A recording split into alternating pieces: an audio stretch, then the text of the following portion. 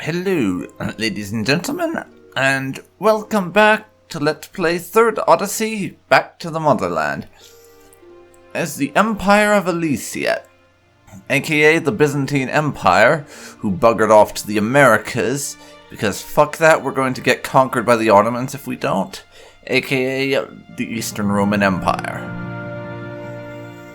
And last time we were just sort of doing some peaceful colonization, and we sort of, in a way, though you could technically argue this point, got dicked over by Vinland, who did not give me any territory when I was occupying these guys here during their war.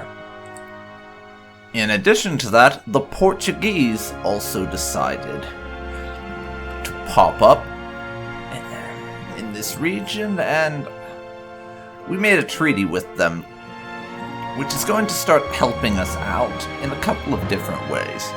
The main one being the fact that they own a little piece of one bit of land, which is going to cause our institutions spread to be beefed up a little bit. As things are right now, Icos here has a little bit of Renaissance in it, but we need the Renaissance to spread to a good chunk of our nation before we can actually embrace it. But now I'm just going to unpause the game, and stuff is happening, so stuff can continue to happen.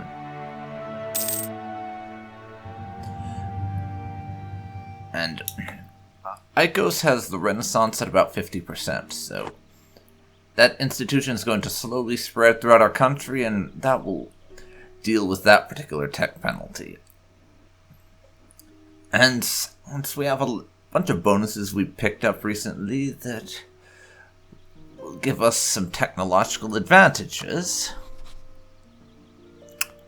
well, that should give me a bit of an edge when it comes to technology from now on. And by give me an edge, I don't mean that we'll have better technology than everyone. Rather, what I mean when I say that, and let's add light ships to our trade fleet.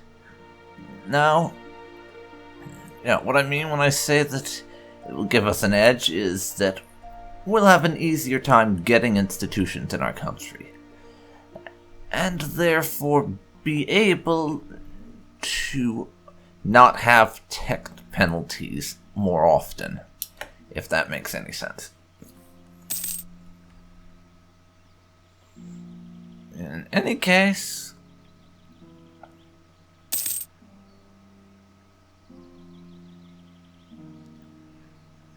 I'm making less money now for whatever reason. Let's do a bunch of ship recruitment, lose some military power. We'll add those to our fleet.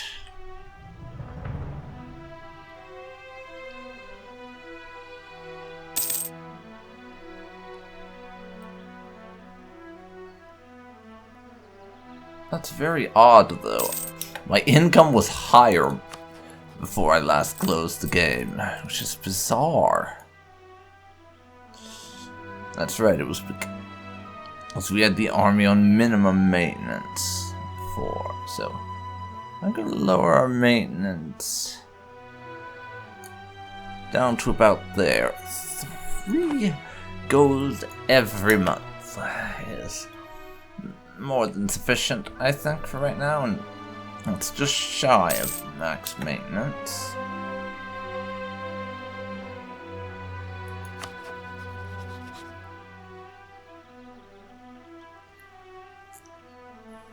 Piscatway, over there, though, they're down to having just the one ally.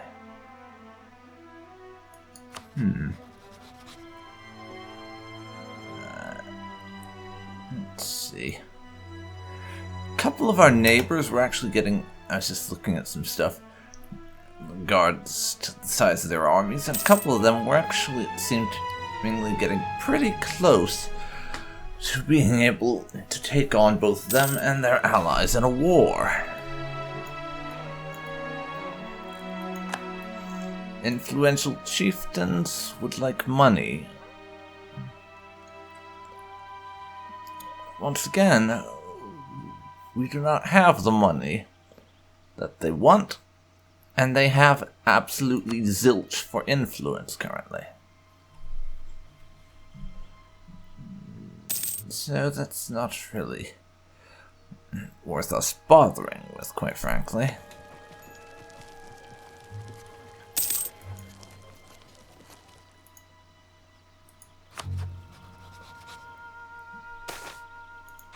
Varangians are demanding their own land. They have become increasingly restless in recent months and argue their role as bodyguards entitles them to their own grants of land, similar to what we give their troops once they finish their military service. While we do not lack for space to give in to the demands of these barbarian foreigners, will no doubt lower the Emperor's standing among his people. On the other hand, to refuse them may put the lives of the imperial family at risk. And if we refuse, that will cause a revolt, and there's a 50% chance the Emperor will die.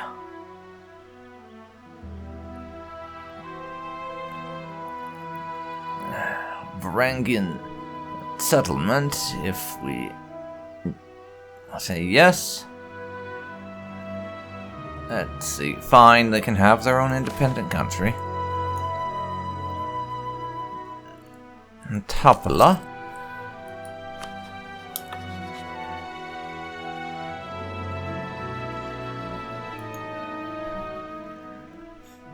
This place is a subject now. I am eventually, I think,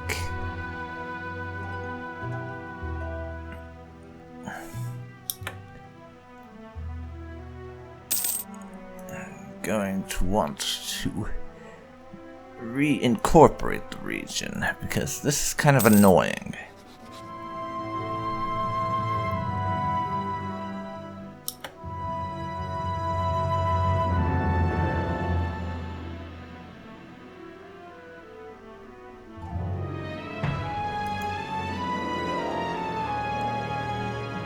Let's see. Military order is what they are right now.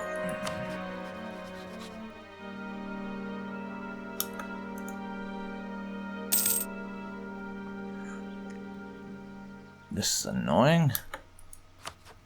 Okay, so how is this war looking between you two? You know. Let's see here. Tarmac.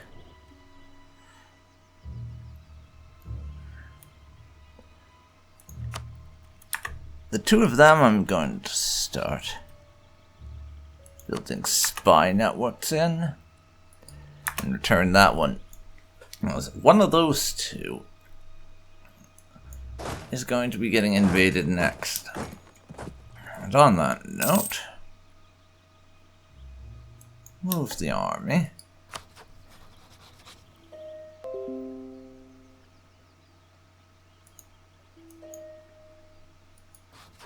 And the Varangian order here, I would like to actually reincorporate them, but that's looking a little bit on the impossible side.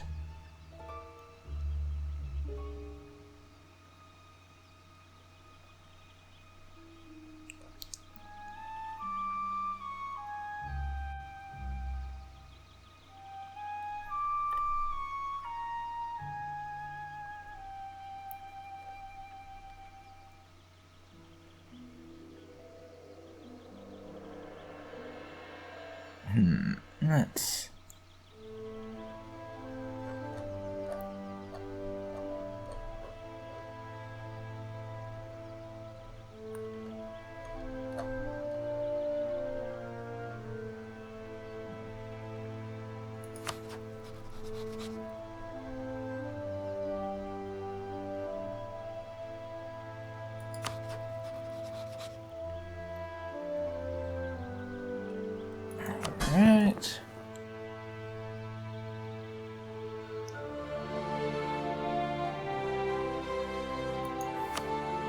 Military order. They are a march, so...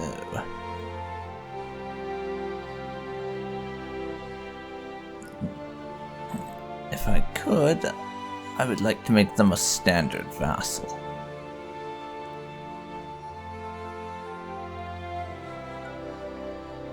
Unfortunately, I don't seem to have an option to change what type of subject they are. That's annoying. It's very annoying. For the time being, I'm just going to let them keep being a march, and I may change that at a later date, but they can just be a march for now, I guess. Maybe I should have actually let them revolt and then crushed said revolt, but whatever. Not like we don't get anything out of the territory anyways. And if I have to, at a super later date, I can grant them independence and then invade them or something. It would not be an ideal solution, but it wouldn't be the worst out there.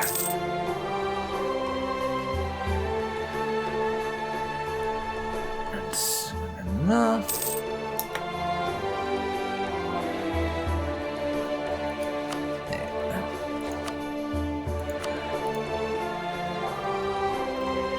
These guys here, we're fabricating a claim on them, so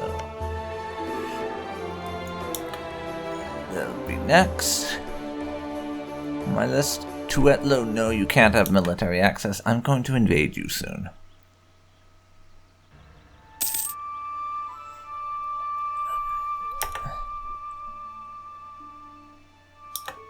Scotwayan separatists. Okay, well.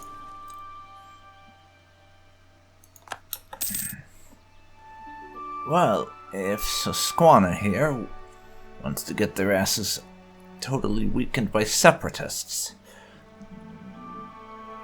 to the point where they too little of a threat to do anything, then I'm fine with that. Our military is also divided. I will say that we must always attack, siege ability up. Not that we really need it, but, you know, it's kinda handy.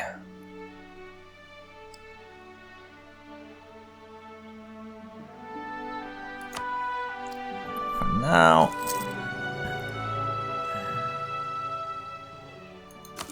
let's get one more cavalry in the army. Get us up to our maximum force limit. Colony up inside has become self-sustaining.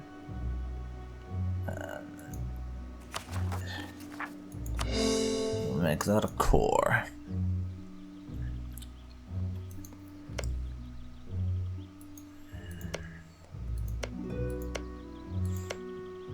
For now, we'll push north.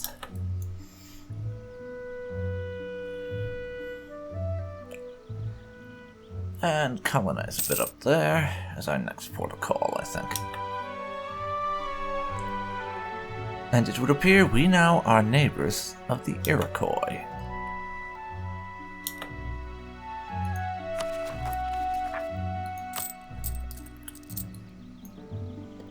So let's max out the amount of money we're spending on the army, and guys,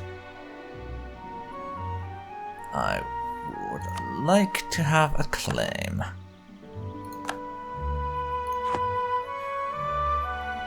Let's see. If I was to attack them now, using this claim of mine, the Susquehusa Whatsits would get in on that.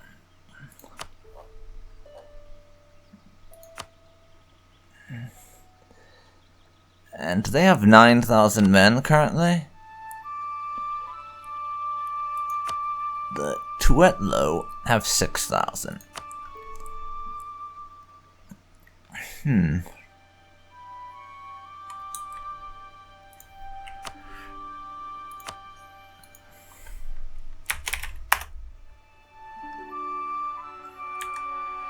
know what? Screw it. Let's attack them. We'll deal with things as they come.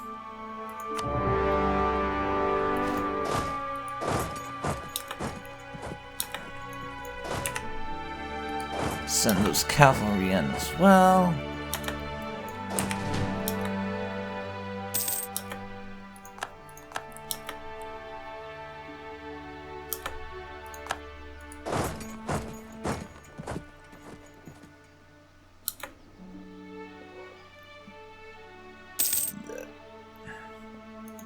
They've been destroyed.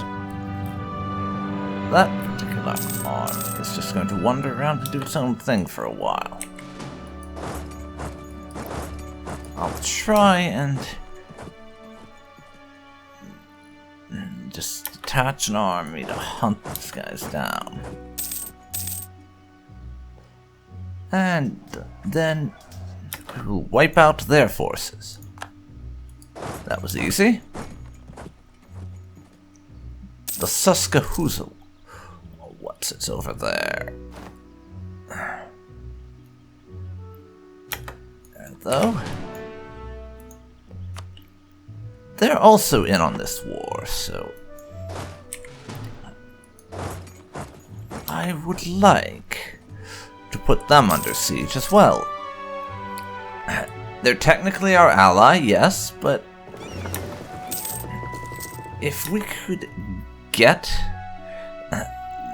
them, if we could conquer them as well, then that would skip the annoying and, as far as the Emperor's probably concerned, time-consuming waste-based nonsense that is us trying to be diplomatic and get these guys to agree to become our subject through negotiations and such, because they seem to be under the delusions that their military is actually equal, if not superior, to ours, which is quite patently ridiculous, but they are unable to realize that.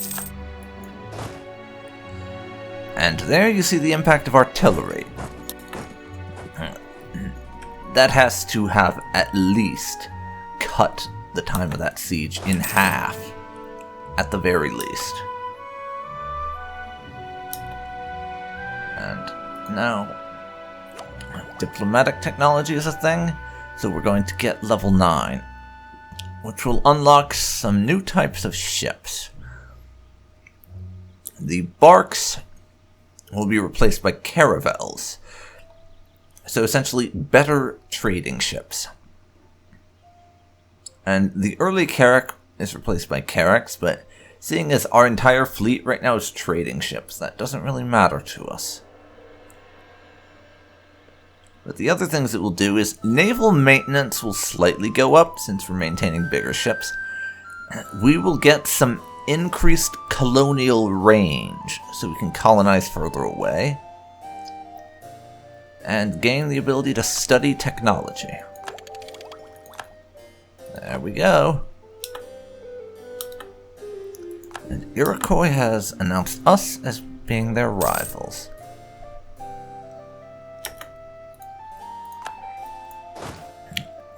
Now, these Piscataway and Separatists over here need to go, I'm afraid, because we would like your territory, thank you very much. I know that... And hang on a second, as I was saying, I know they're technically rebels, but it's also their territory, so I want it, basically. And we have just got this event, Hero Among Men.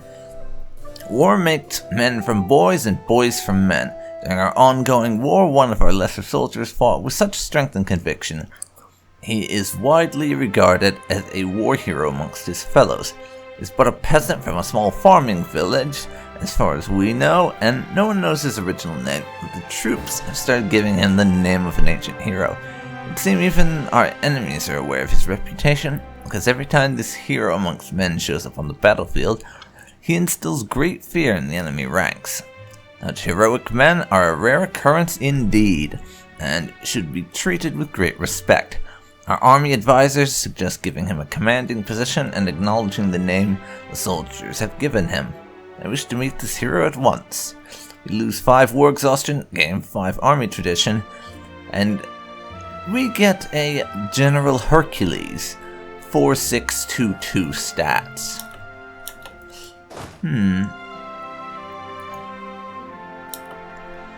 Listen, I may have to put this general to work commanding our army, actually, if he's as good as that event seems to suggest. There we are. The Tuetlo still have a small army left in the field.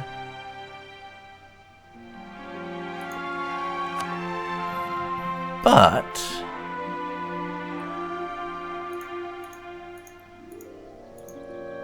I will take all their stuff, is the plan. However, I would like to check.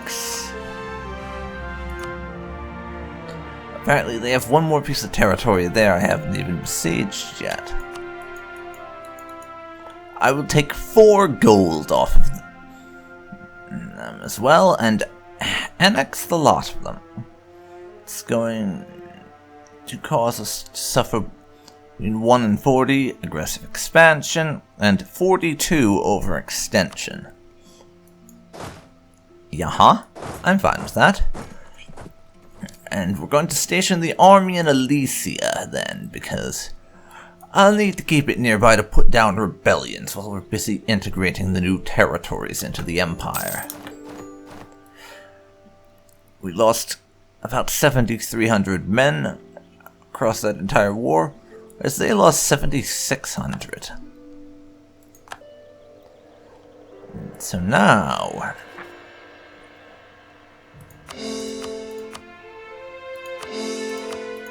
we will start coring all of these provinces. That's going to give us a bit of a rebel problem, but we have managed quite the campaign of expansion there. The Vikings want help in their war, though. Annoyingly enough, so we will do what we did before and claim that we're going to help, but do jack shit. And this time I'm not even going to occupy those guys. And no Ponka, bugger off.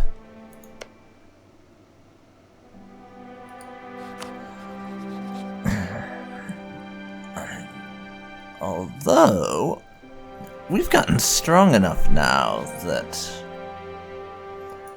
some of the more minor locals, in this case Ponka, are willing to accept vassalization once we're not at war any longer, that is.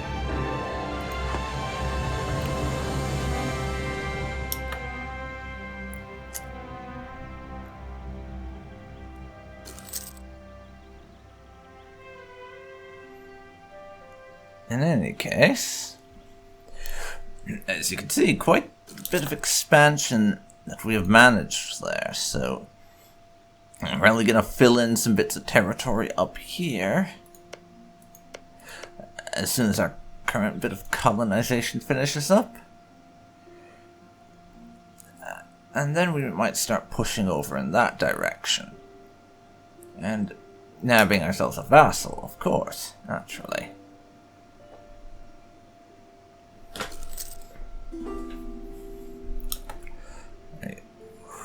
Ponka wants an alliance? No.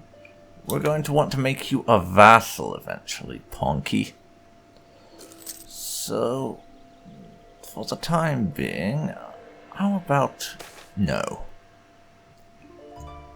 Cities demand old rights. Let's see.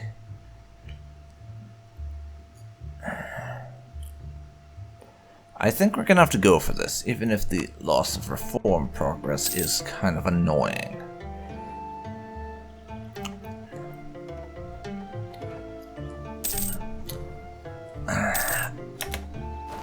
Okay.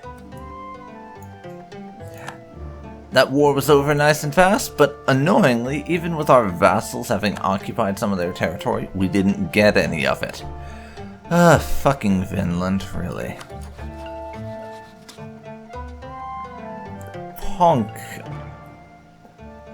Ponka here, they're in a war. I'm going to have to somehow end that war.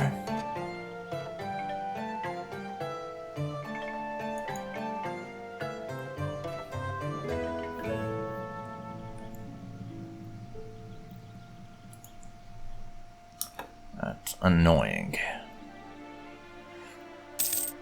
But Athena River here, I'm going to actually make that a state as opposed to merely a territory.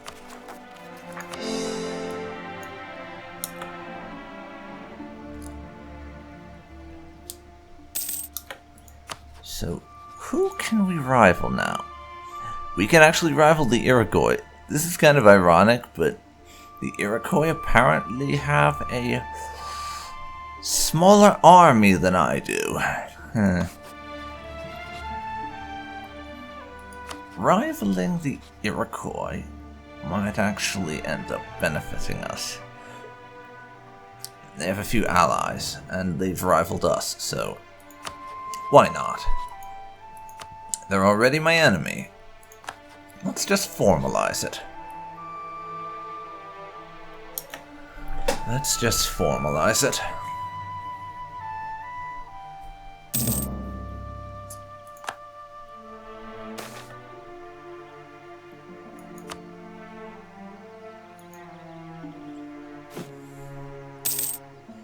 We could get a few more troops into the army, but for the moment, I think we're fine.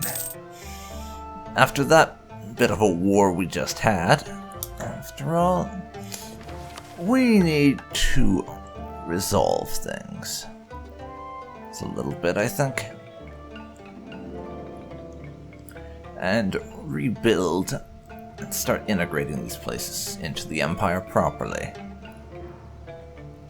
And now we can form a colonial institution. Increase the colonial range and global settlers.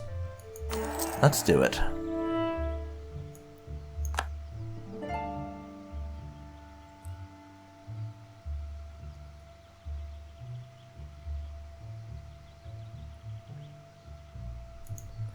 Let's do it.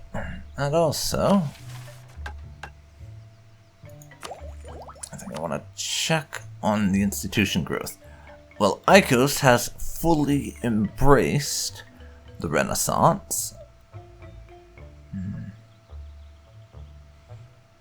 And it's starting to spread across the empire. With it being embraced in Icos, that's 6% of our nation it exists in. So we'll be embracing that particular institution very soon indeed, I think.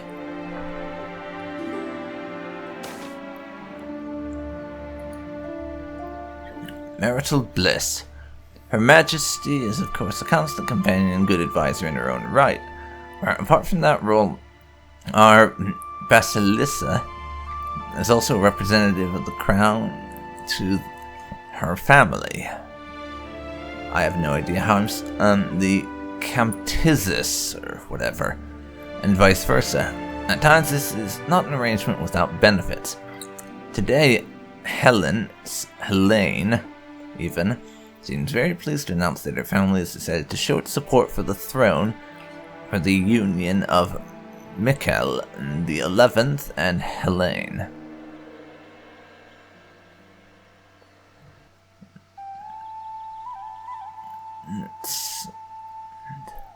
And may this union bring benefit to us both. That offers a counselor. They will consider us to be in their debt.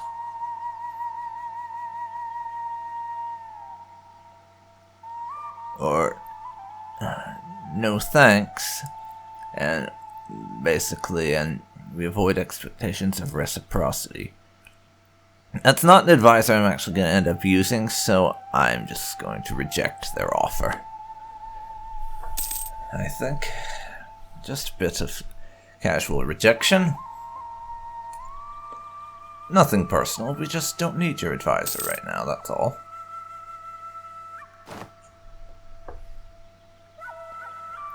I'm sure you understand.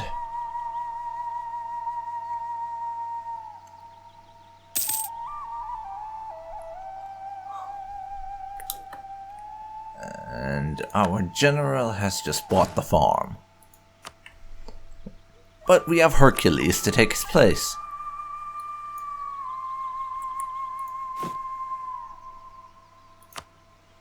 And actually, I am going to have to build a few more infantry because our ratio of infantry to cavalry is a little bit lopsided right now, so we need to do something about that as soon as we possibly can.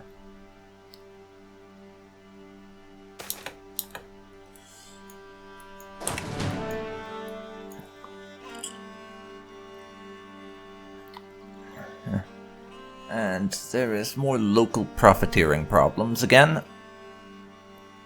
But this time the problem comes from the Varangian Order, our subject.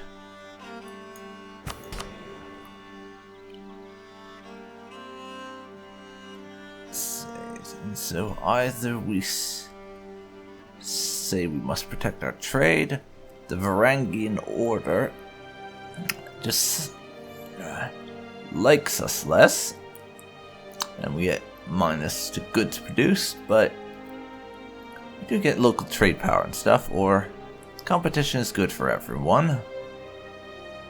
We get a bit of unrest, local trade power down, but local goods produced up. I think for the time being, we want to avoid annoying our subjects, so competition is good for everyone. Just relax.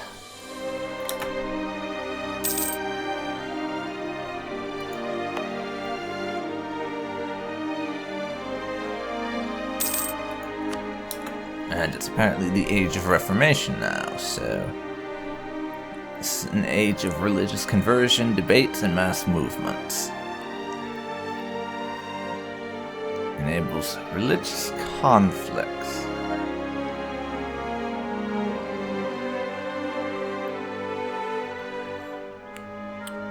And that'll mean that pretty soon we're not going to have exclusive rights to the Americas any longer.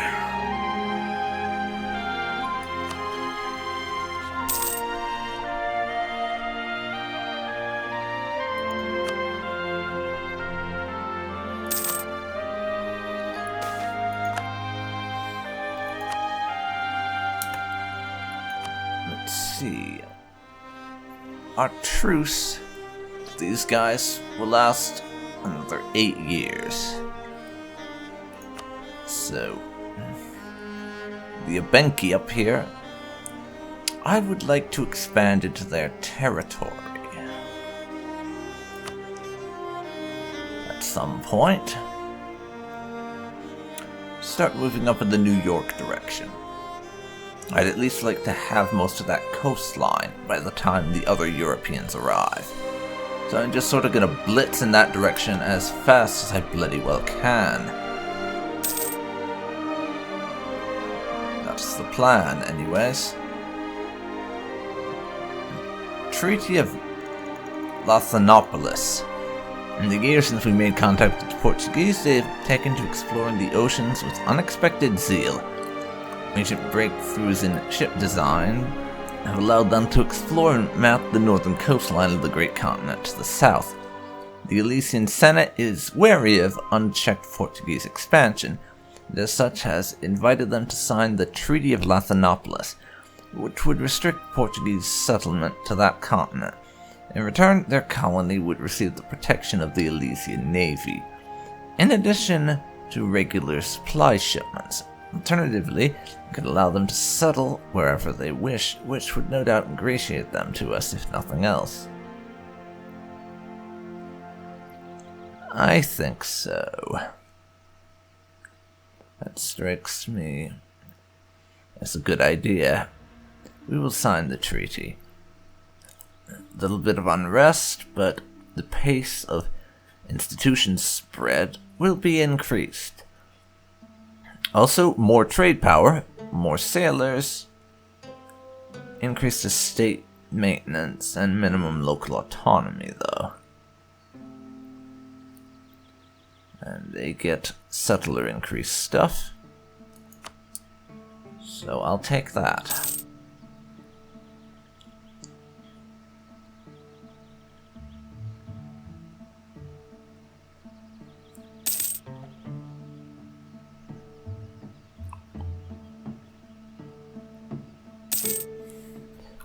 Our truce with the Varangian vassals has ended. And I'm not going to actually give them any territory. They can stay a one-province minor.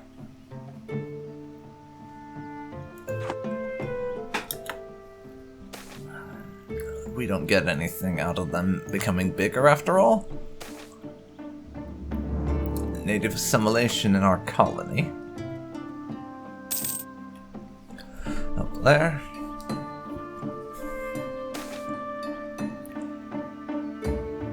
And we get some money, so I will use that for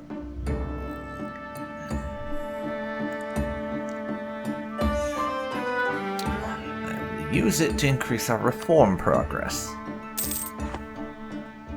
I thought about just giving us more stability with it, but I prefer reform progress at the moment, quite frankly.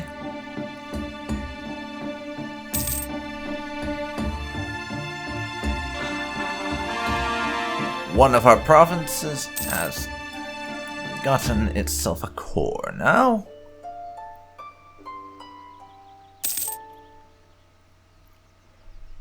So we've got a few more that will be getting corified. It won't resolve all of our issues, to be certain, but we have the bureaucratic framework in place now.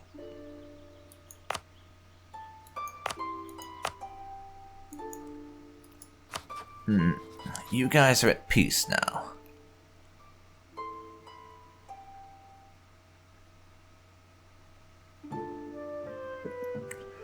Alright, Ponka. So, I'm going to work on getting a positive relationship with them, so that we can find ourselves with a brand new vassal. If nothing else, then that would be kind of nice.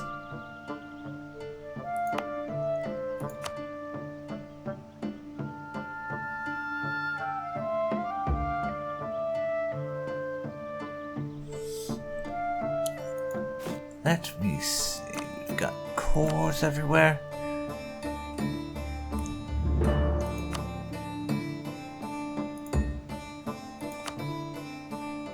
Now,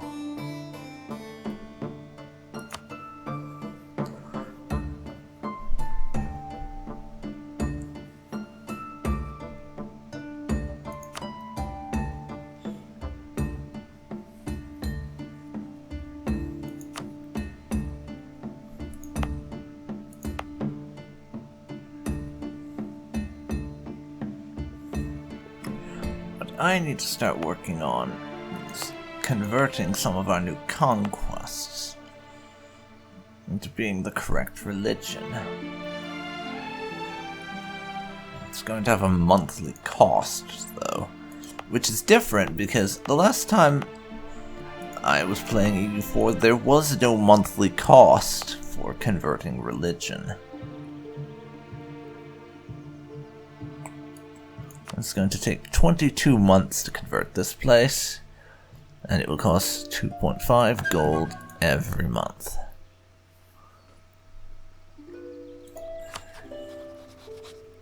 I will ever so slightly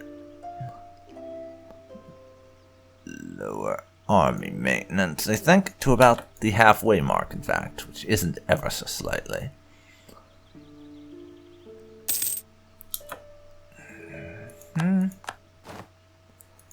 One of our advisors is also cacted.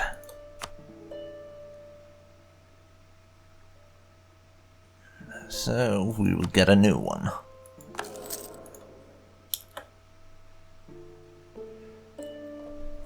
And right now, I'm going to just sort of sit back for a while we wait for that truce to expire. So I can set down the claim that I'm after.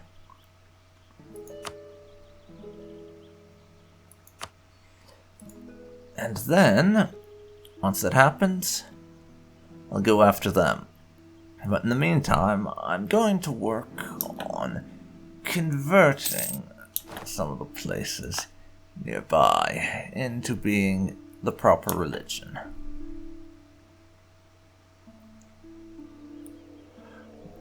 We're about to have some separatist problems, though, so that may need a bit of resolution, military style.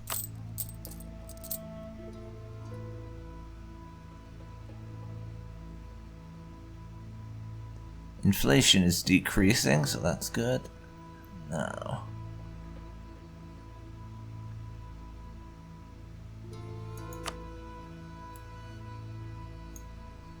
I'll spend a little bit of money on the reduction of corruption,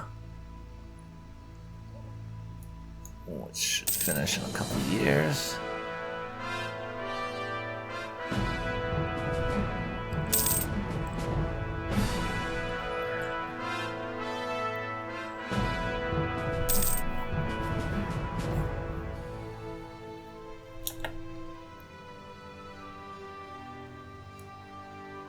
Diplomat in the Iroquois was building a spy network in our country. Great. And our colony is now a core part of the nation. So, next up, I think I'm actually going to establish a colony in Ohio. It won't be called Ohio, but start pushing the borders in that direction. You can fill stuff in later on. And we have just found the Shawnee, one of the Iroquois' allies. Elysia is growing and growing. We are becoming quite strong.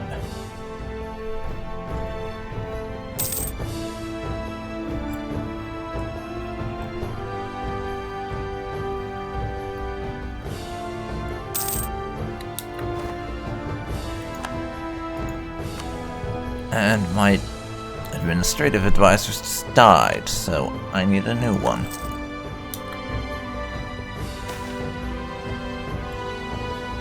Settlers in Malay have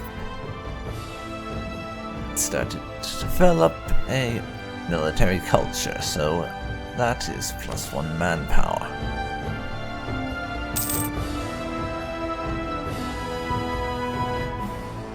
Looks like a lot of our separatists have gone away and started to become less separatisty. This is going to cause us to start losing money, but I'm putting our military maintenance on maximum. Since Dine and Krongaron over here are soon to have uprisings, according to this estimate, in the span of a few months, likely. So I'm going to send the army over there to be ready to intercept any rebellions. Just in case there's a problem, I would like to be ready. You never know, right? You never know.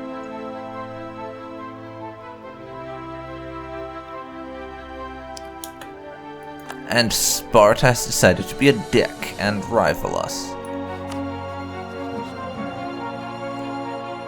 No, they don't like us so much. They were quite cool with us before, but times change. Times have changed, indeed.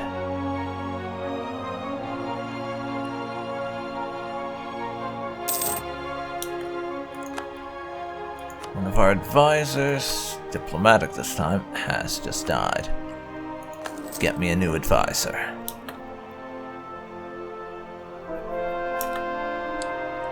And we have just managed to convert those guys. So, there's a couple of places we can currently convert.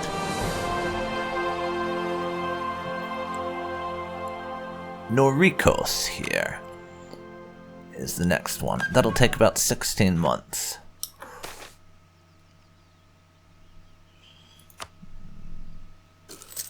We'll start working on converting them to our faith.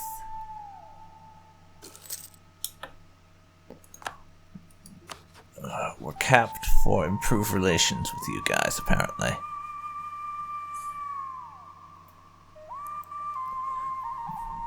But I'm going to form an alliance with them at the moment to try and get them on our side enough.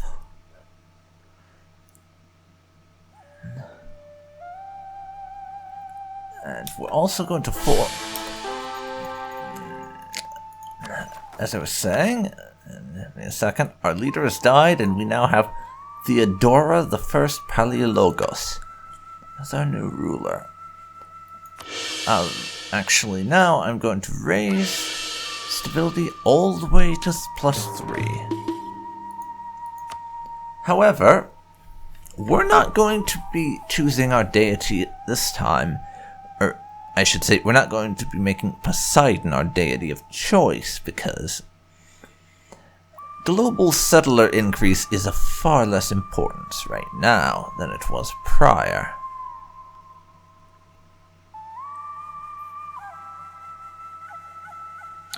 In fact, we are going to be going for Ares. I predict a lot of aggressive military action in future, so having that morale of armies and aggressive expansion impact will be quite useful to me.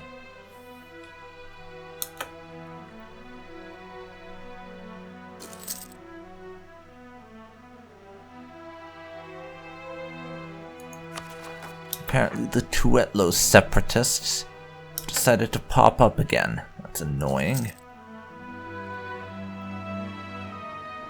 They just straight up vanished before. It must be our conversion. And they must not like it very much.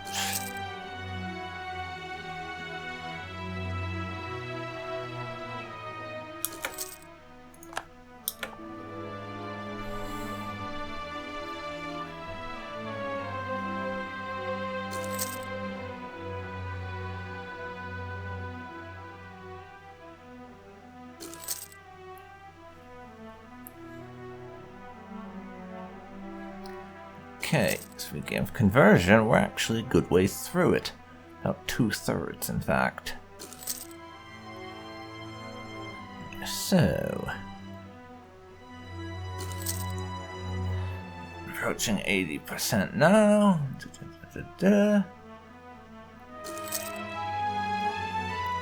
I may end up taking out the odd loan, thanks to the fact that converting religion costs money now. Speaking of which, I forgot about this because that random thing was my leader dying, but I meant to offer these guys military access to improve their opinion. And now, Once we get done with the religious conversion and I save up enough cash, I can send them a gift for the next part of it. The Great Explorer. Time has come for us to see what's become of our ancestors' homeland of Europe. Then we've requested the service of a famous explorer named Pytheas, who, using both ancient maps from the Romans as well as scattered accounts from our flight, will lead an expedition of 3 small ships east and explore both the coastline and interior of Europe. We wish him luck. Cultural fragmentation becomes noticeable. Just like our culture changed away from our ancestral Hellenic, our people have spread far and wide, and slight differences in behavior and language have become noticeable. Our capital and surroundings have stayed as true as possible to the old ways, mostly because of the formal usage at court among the many nobles of the area. Thus the local tongue is known as High Elysian. Closest to this are the coastal provinces, in heavy contact with the capital through constant trade and transport. They are referred to as Elysians with an SHI because of the rough pronunciation of the S. It probably became popular among sailors to be better understood at sea, where the waves and wind make conversation on deck difficult. The inland has become known as the home of the Illyric, those closest to the natives with the highest adoption of their language. Natives that have been integrated into our country itself have also undergone change under our leadership, creating a new caste of Barbari. We have become a fair lot. My country changes to the Elysian Empire, enacts the Senatorial Empire, Tier 1 government reform. High Elysian becomes the primary culture. Our leader becomes High Elysian. Elysia gains a seat in the Senate, as does Nea Alexandria, Ivos, Odessos, Alujon, and Menenthi.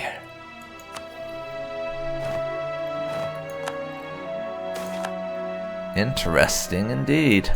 And we also change color to being purple. The Cretan question.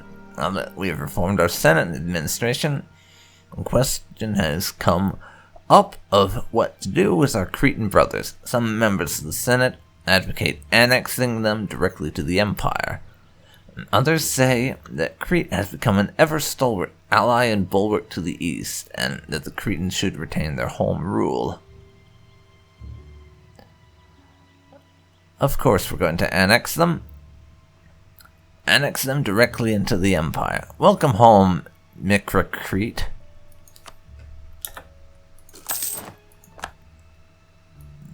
We get their stuff and end up inadvertently taking out a loan.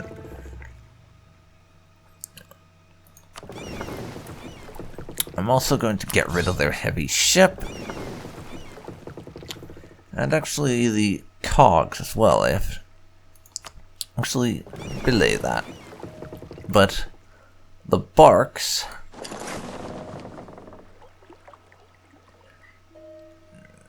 I think I will send off.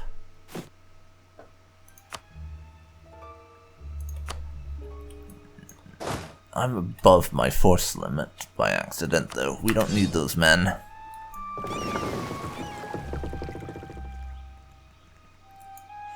What I will do is military technology stuff.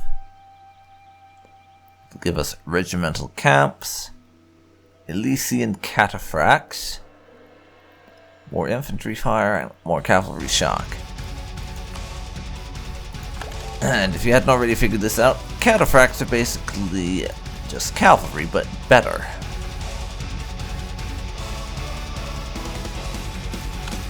So, let's do it.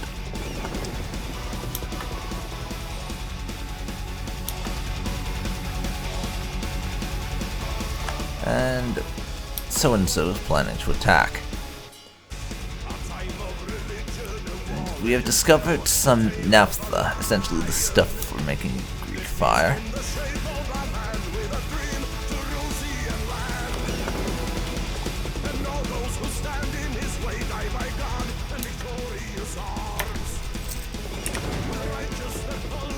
them together. And there's no debate in the Senate. That's a problem, apparently. So let's start a debate. Let's see here. Quartering of troops. Land maintenance modifier and attrition down for the next 10 years.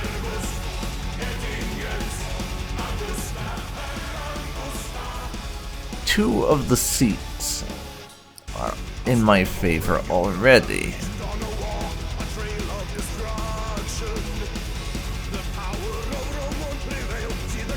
So, I need to do something. Bump that over. We could just give them 5 prestige and that would put it at 3 seats.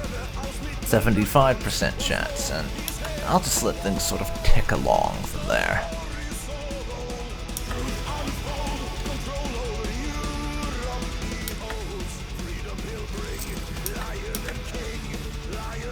And we struck iron in Noricos. Long-term shit. Yes, yes.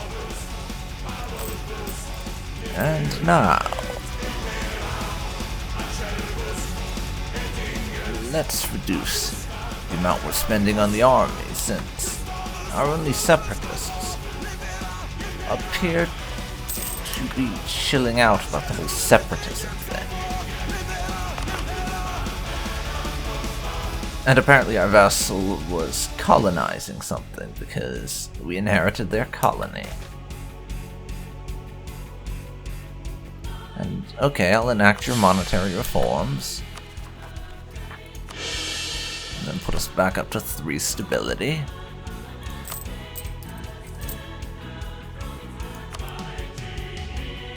We can't afford to pay off the loan yet. That's annoying.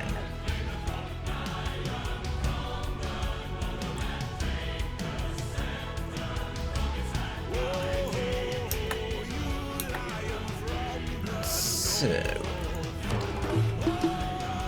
right now, our colony is self-sustaining.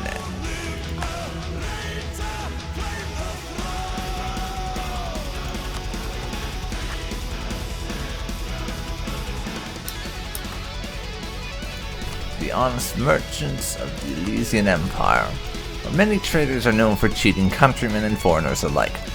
Lying about the quality of goods and making fraudulent promises, Elysian merchants are well known to be trustworthy if competitive. Although they sometimes cut deals that benefit themselves and not their trade partners, they rarely lie or take bribes. This has made us the first choice of traders around the world. Why would we lie when we have the best offers? And that gives us trusted merchants until for about 10 years, so global trade power plus 10%.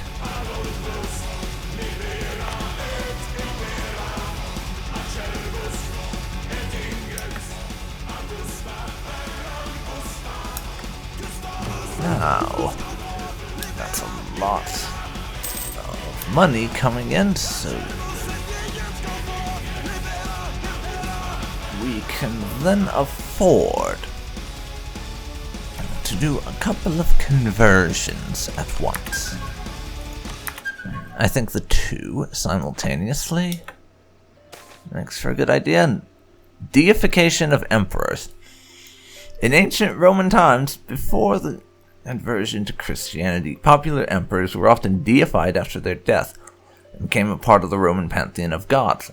Now that we have returned to the old ways, we can bring back this practice once again.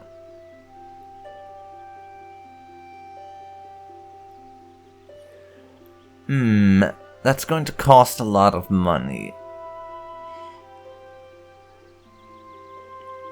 I don't think so. Do I look like a god? I mean, really? Although we're not saying this, the reason for that is because it costs too damn much. 4 1/4 of Neo-Constantinopolis. For a long time, foreign merchants have been settling in Neo-Constantinopolis to better conduct trade. Lately, however, with the intensified activity of the native federation of Catawba, the quarter has grown into a city of its own. This is not without problems. Our own citizens are contending that the Catawba community is growing at their expense. They demand we impose harsher rules on foreign merchants and curtail their activities outside the foreign quarter.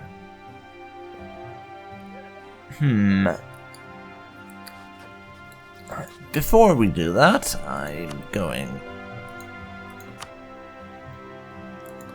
to send them a little bit of money.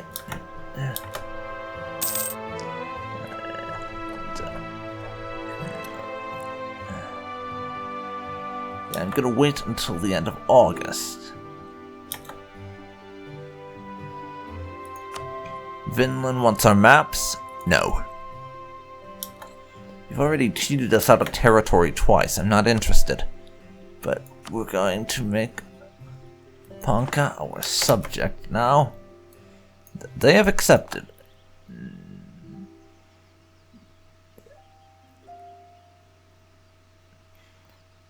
And then we're going to say no to this. We should encourage the foreign community to grow instead. And yes, these guys are my subject now, so... I mean, to think that I was seriously considering invading their asses at one point. A bit ironic when you think about it. Is it not? By the way, our truce with them has expired. Indeed it has, so... I will fabricate 2 separate claims on you guys.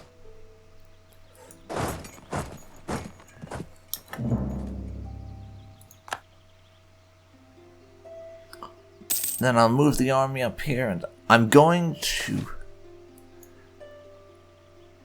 Okay, next we will sacrifice to Ares, missionary strength and morale of armies. As I was saying, as soon as our missionaries finish their conversion, we're off to war. As we're going to celebrate having converted basically all of the empire, bar like one province, to our faith with a war. The guardian statues of Seagate. With solid control over the sea passage to our capital, there are many who believe we should cement this dominance and make a lasting testament of our glory that can be seen by every ship that passes through Seagate.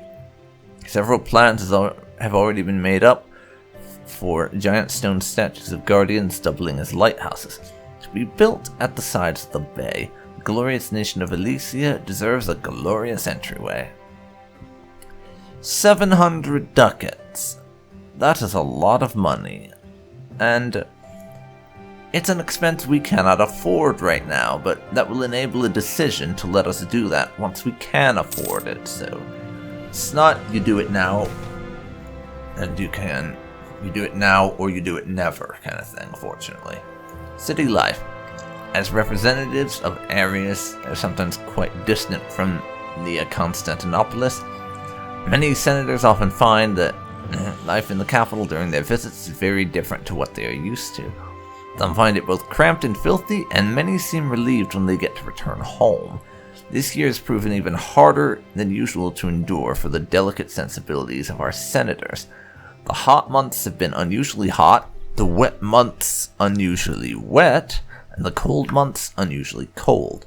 A number of senators have decided they have had enough and have approached us asking to help make their stays more pleasant. And of course, we must do what we can.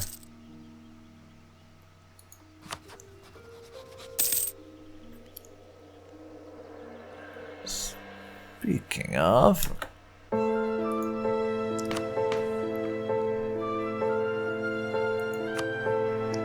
how are we for government reforms right now?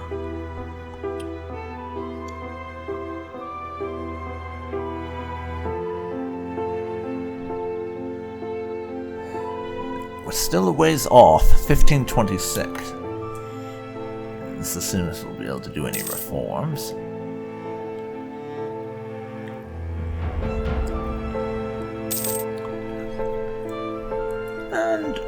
are making some nice progress on converting the heathens to the proper faith. Well, that's nice. As a result, soon enough, I'll be waging war on the Abenki here. Because we want their shit. One of those has been properly converted now. So, let's now put the army up to half strength now. Once that next one finishes, then we can do full strength. Yep. And I can convert the last province once we win ourselves a war. Now, we will celebrate victory in this war through that. And Dinia, the culture in Dinia will become Barbari, and the capital is renamed to Neo-Amorion.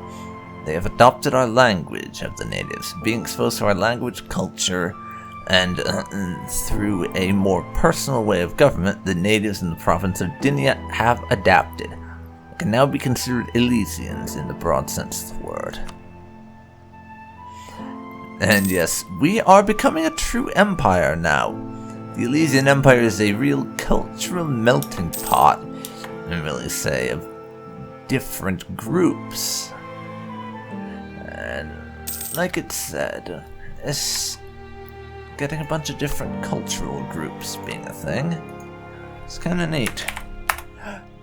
I really sort of love how the way they do the whole cultural adaptation thing in this at the moment. It's kind of neat. But without further ado... Oh, are you kidding me? These guys are allied with Vinland? That's bullshit.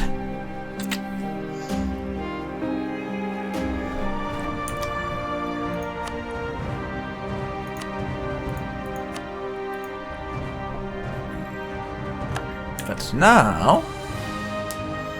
I think this is actually a good place to cut it, because the next major thing that will be happening is our war with these guys. Who, they have this one random imbecile as their ally. Our old ally, Vinland, has fortunately come to their senses, it seems, and broken off their guarantees, so we don't have to deal with the headache of fighting Vinland as well. Because we would probably get our ass kicked. Vinland's army is the same size as ours, and these other two guys with them, we would get utterly destroyed if we had to fight all of them.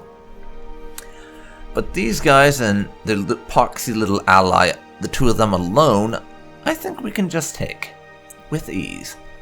But I'll be doing that next week. So I hope you'll join me for that. Until then, thank you very much for watching Third Odyssey Back to the Motherland. Join me next time for some more expansion of the Elysian Empire and us colonizing the Caribbean, or Caribbean. Not really sure how you're supposed to say it, honestly. But it's potato in it. Anyways, see you next time.